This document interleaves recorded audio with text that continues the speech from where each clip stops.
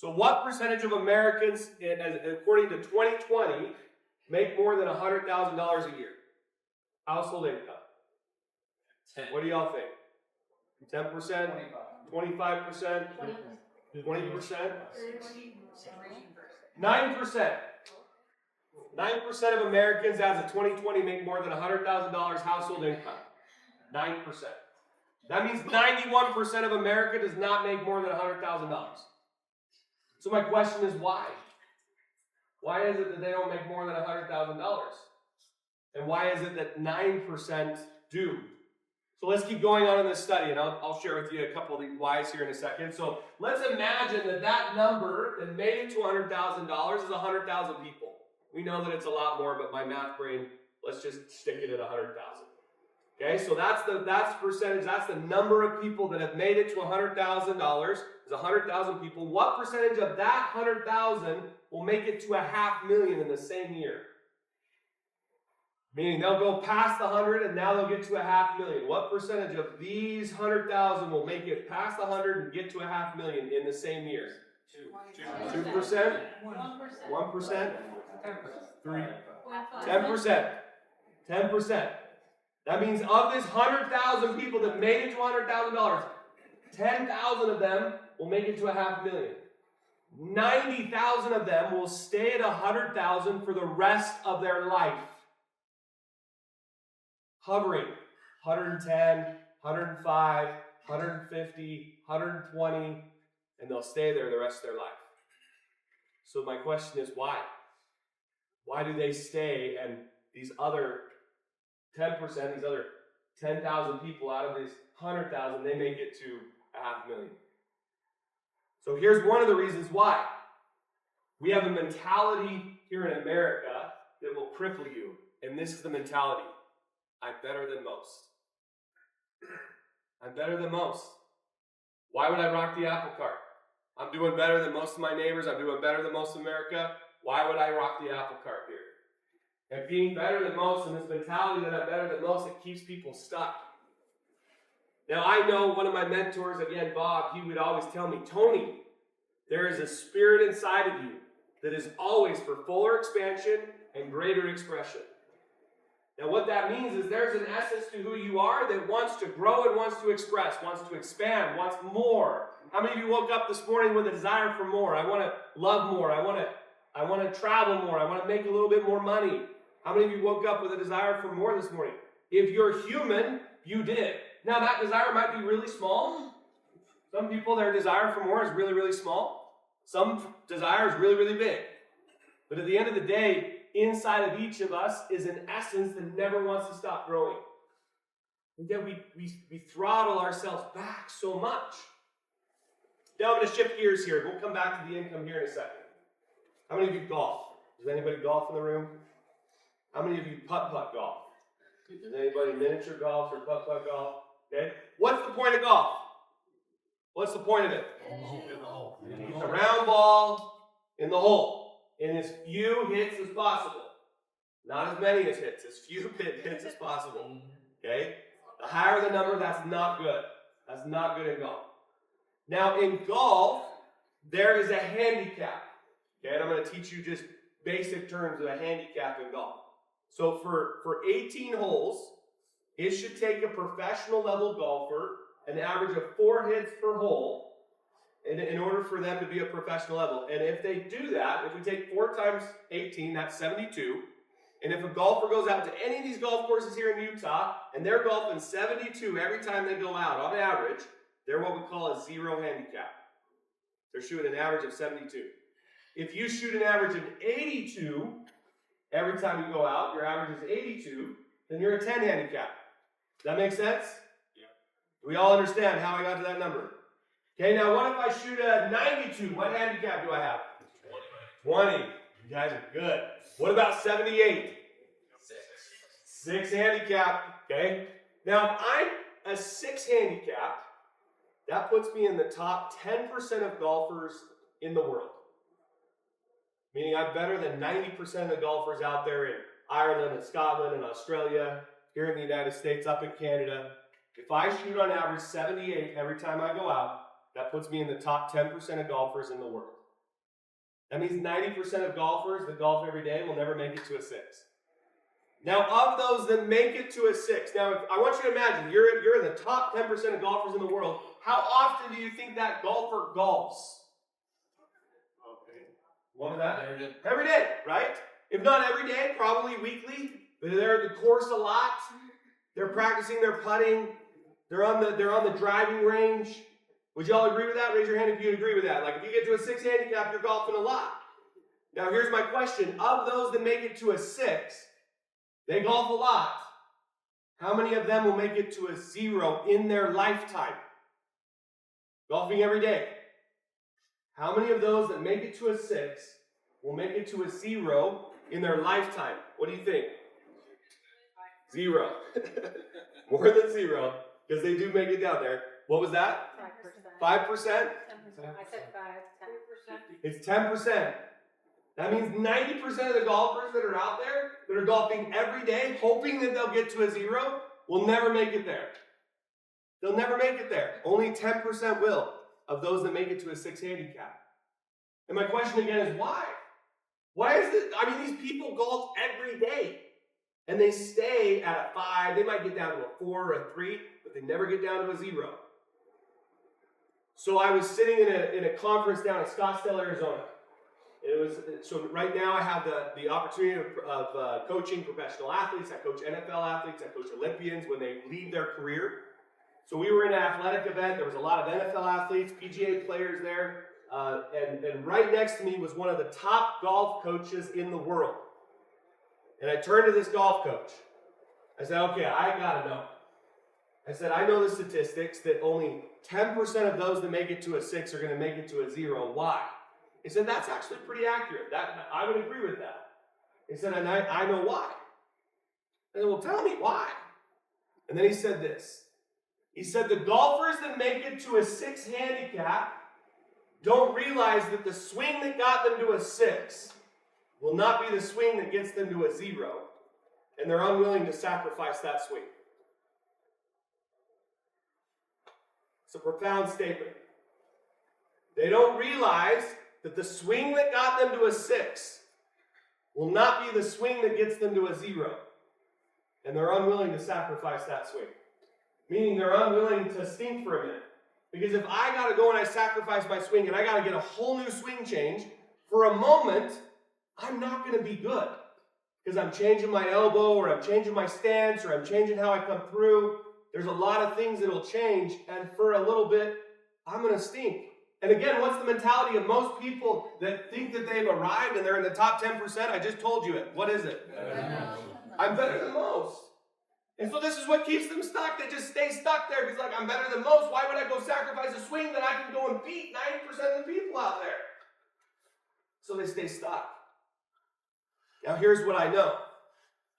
Swing change is not just in golf. How many of you realize that swing changes in a lot of areas of life? So I'm just telling you this right now, that whatever got you to this level of life, if we're gonna say 10 levels higher, I want to make 10x more. The swing change that got you here will not be the swing change that get you here. The swing here will not get you here. You got to have a swing change. Now, let's go back to the income. What percentage of those that make it to a $500,000? We said this group was 10,000. 90,000, they stayed at 100,000. What's the percentage of those that make it at at $500,000, this 10,000, what percentage of those 10,000 will make it to $1 million in the same year? 5%. Let's just guess 10, because that's been the average, right? 80%. 80% of those that make it to a $500,000, 8,000 out of those 10,000 people are going to make it to $1 million in the same year. Which means this. The swing change that took place at 100,000 is the same swing that'll take them all the way to $1 million. If they're willing to make the swing change at 100,000. Now here's some other things you need to understand. How many of you are in business? Like you own a business, you have a business. How many of you realize there's plateaus you hit in business? Have you heard those? Have you felt those? Here's the plateaus. 4 million. 4 million is a plateau. People will hit a 4 million ceiling and they keep hitting 4 million and they can't break the ceiling. They have to make a swing change. So they make a swing change. They go down just a hair. The next ceiling is 15 million. And they'll hit the 15 million until they make a swing change. The next swing change will take them to 75 million, 180 million, and then over $1 billion. But every one of those marks is a swing change. Now for a moment, can I tell you the swing change that happens at $100,000? Who wants to see the swing change that, okay, well what's the swing change, Tony? Like what do I need to change so that I can start making $100,000 a month, not a year? So here's the swing change. This is probably the single greatest diagram that I've seen and that I've been able to teach about. A lot of it came from just science and some of it came from Bob. We got our cloud, we got our hearts, we got a box, arms and legs, and that's you. Okay? This is you. Now this is taught in every university across the planet in psychology. This is Psychology 101. Psychology says that what I think will cause what? How I feel. And how I feel will cause an energy or an attitude with which I act. What I think causes how I feel. How I feel will cause an energy with which I act. How many of you have seen two people say the exact same thing? They have been given the exact same cell script.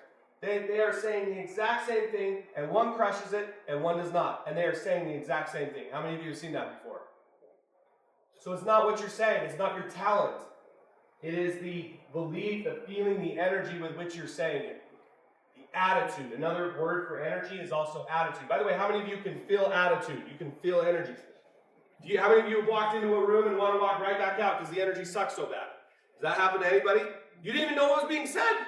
You just walk in the room and it's like, I'm going to self-select out here because I have no idea what's going on in here. Okay, now how many of you have walked past rooms and it's like there's a buzz to the room and you can feel it, you can feel the energy and it's like sucking you in. You know, I got to go in that room. How many of you have felt that before? Where you've kind of felt this energy of sucking you in. That's felt. Okay, so on top of here, we're going to write the word uncertainty. And we're going to draw 5 little antennae. These 5 antennae represent your 5 senses. Okay, and to a great degree, what people think is what they see. Would y'all agree with that? Like, I see a text. The text is not a good text. Therefore, it causes me to think a thought that's probably not a good thought. Which will then feel the feeling is probably not a good feeling. Which will then produce an energy in my body that I don't want to have. Has this happened to anybody? Okay. Or you hear something, somebody tells you something, you're having this phenomenal day, it's amazing, it's incredible, and then bam, somebody tells you something, and now your day goes like this. Does this happen to anybody? Okay, that is where we allow our 5 senses to control what we think. So now there's a lot of uncertainty out there that could control what we think. So what are some of the uncertainties that people are dealing with every day? Financial, job. Are there financial uncertainties? Are people just like wondering where they're going to get their next sell from, or how they're going to pay for their mortgage, or how they're going to pay for the food? Like, are there financial uncertainties people are dealing with? Yes, what are some other uncertainties? Medical. Are there medical uncertainties? Like, am I going to have cancer? Like, what does the scan look like? And what's it going to come back with? Where's my diabetes at today? Are there health uncertainties out there today? What are other uncertainties? Political. Are there political uncertainties? You all laugh. Thank you. We can go past that. There are political uncertainties, correct? Are there uncertainties of war that are going on? Yes. What other uncertainties do people deal with? Children. Children. Do you have uncertainties with your children? Are you wondering if they're shysters or not in school? Yeah, like, are they good humans? Do you have uncertainties of like how they're acting with their friends, and are they going to be home on time, and you know what's going on with them when they get out of high school or get out of college? Do we have uncertainties in marriage that people are dealing with? Wondering if they're lovable. Wondering if their spouse still wants to be with them. Can you escape uncertainty? Yes or no? No, it's a part of life. The key is how do I interpret the uncertainty? Because the uncertainty is always going to be there.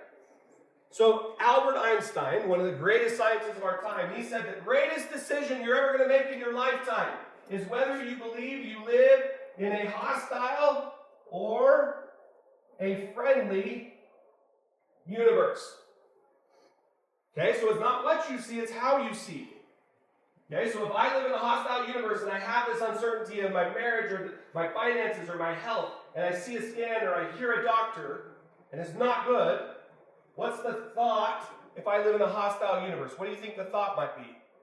I'm gonna die. I'm gonna have a lot of medical bills. Okay? So the thought is doubt. You're going to doubt. And the doubt starts within. So what's going to happen is you're going to self-doubt. Can I really do this?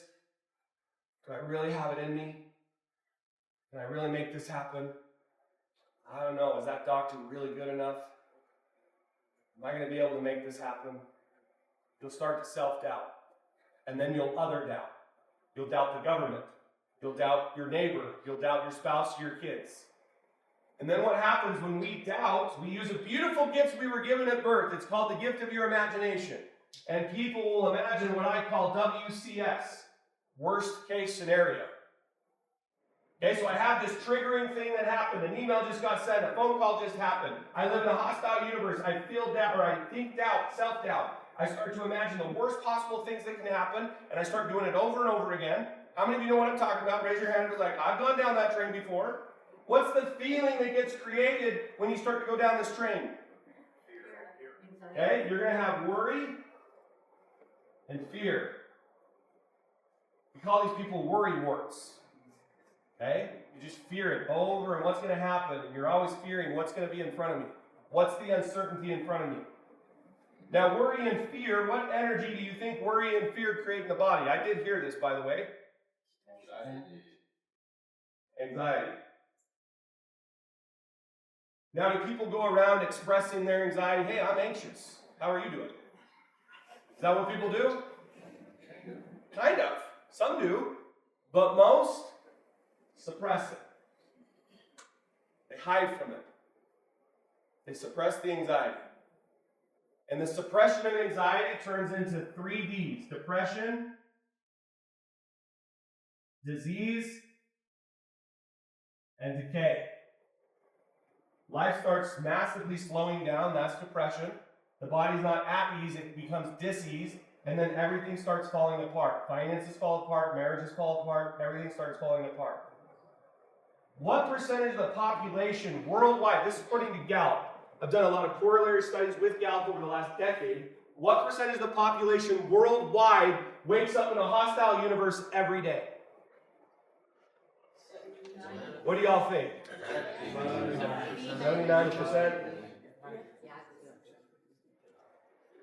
85%. 85% of the world wakes up every day wondering who's going to hurt them, who's going to manipulate them, and how dangerous the world is to live in. 85%. 85% are crippled with thoughts of self-doubt, wondering what's in front of them, and fear gripples them every day. They wake up with anxiety. By the way, I wake up a lot on the left side. I've had panic attacks in my life, even while teaching this stuff, and recently I've had panic attacks. Have anybody else had panic attacks in here where it feels like you're having a heart attack? This stuff is real. This stuff is real.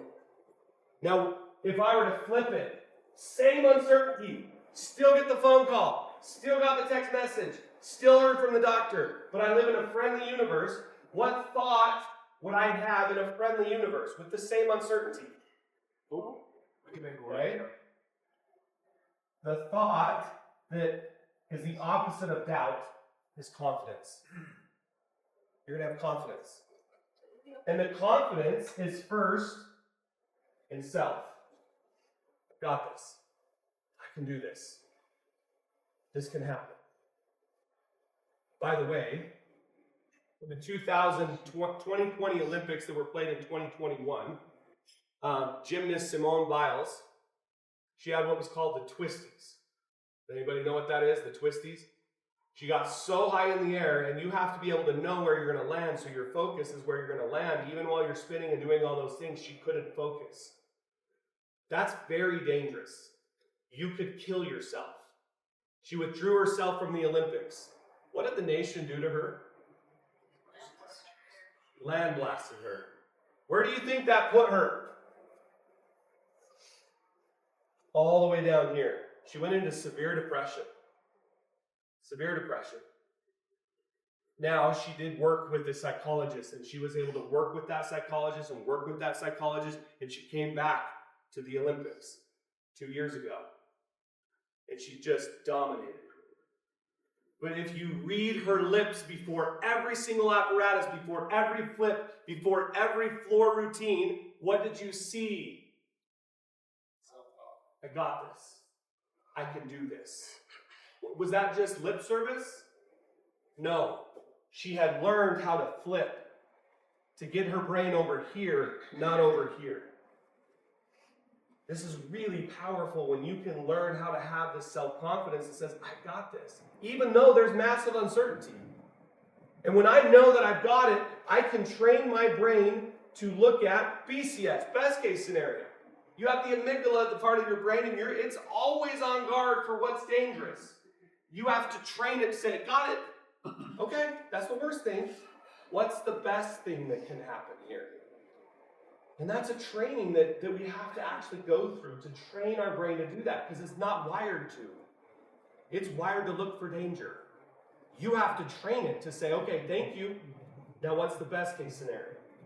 So we do this. We start to imagine the best case scenario, and we have this self-confidence. What feeling will wash out all worry and fear?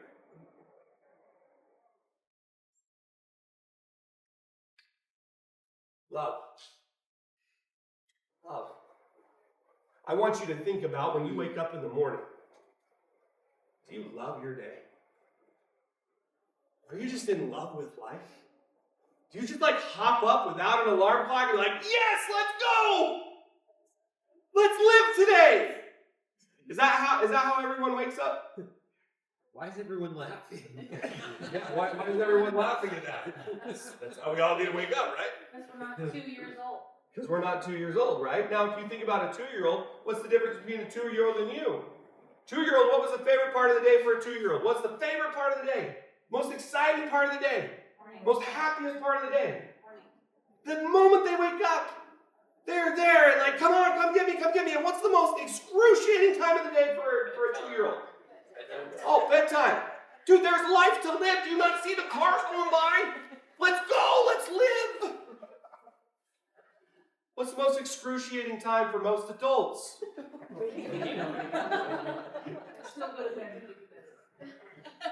Think about that. And it comes with a sound. What's the sound of most adults in the morning? Oh. What the hell happened? Now, when's the most exciting time for most adults? It's the most exciting time of the day.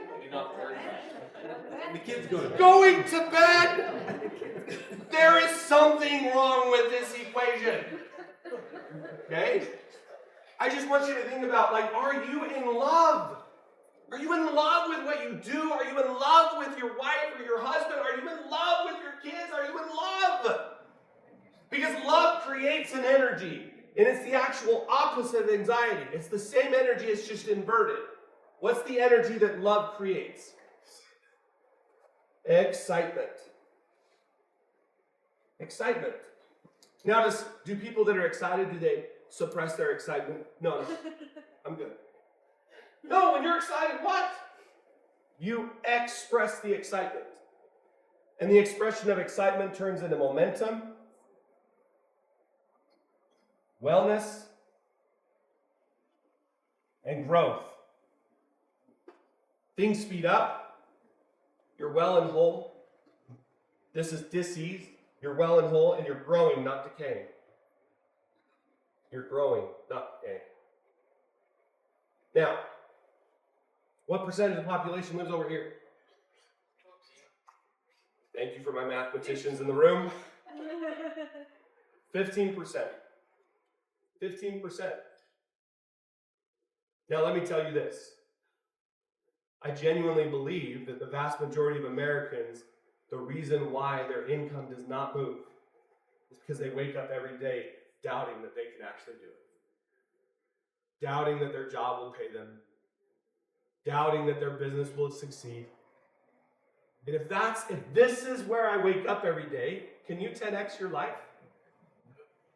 No. No, but if you're living over here, confident, self-confident, in love, excited, catching tons of momentum, do you think you can 10x your life? Yes. Now this is science. Now here's what happens though. This is what happens. We go along and we are catching the wave of momentum. Let's just talk about momentum really quickly here, by the way. In sports, how do you know when you have momentum? How do you know when you have momentum in sports? Points. Points. You're winning. The other team calls a timeout. Okay? Now, this is super important to understand this, though. So we get up. We've just gotten the lead. Now we're up by 6 or so. All the momentum's on our side. Which coach calls the timeout? Losing one is losing. The one that doesn't have the momentum. What would happen if every game, this coach that gets all the momentum, every time he gets the momentum says, hold on, timeout. Timeout, we have too much. We have too much momentum, timeout. It shouldn't be this easy. It really shouldn't be this easy. What would happen to that coach if game after game, when they caught the wave of momentum, he called a timeout after every wave of momentum? What would happen to that coach? Fired. Now, how many of you in life have said it shouldn't be this easy? Raise your hand if you've actually said this. It shouldn't be this easy. And then what'd you do? Timeout. Let's sabotage it. Let's make it harder. This is the wave of momentum, and I promise you it's your best friend. But it only happens when we're on this side. So now the question is, and you might be asking yourself, but Tony, how do I switch it? How do I shift it? What's the swing change? So as I've been studying this over the last decade, I was up in Toronto, Canada, and Bob was doing his thing up on stage, and I was in charge of all of the room and making sure that all of the room was being facilitated correctly. And I was looking across the room, and I saw about 85% of the people, it was like almost identical, just deer in the headlights look. Kind of wanting to be there, not really. 15% of the room was furiously riding, totally excited about being there. Like, I want to change my life.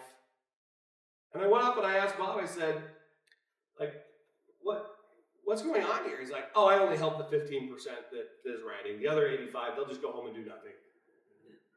He was legit. Like, they'll just go home and do nothing. It's okay.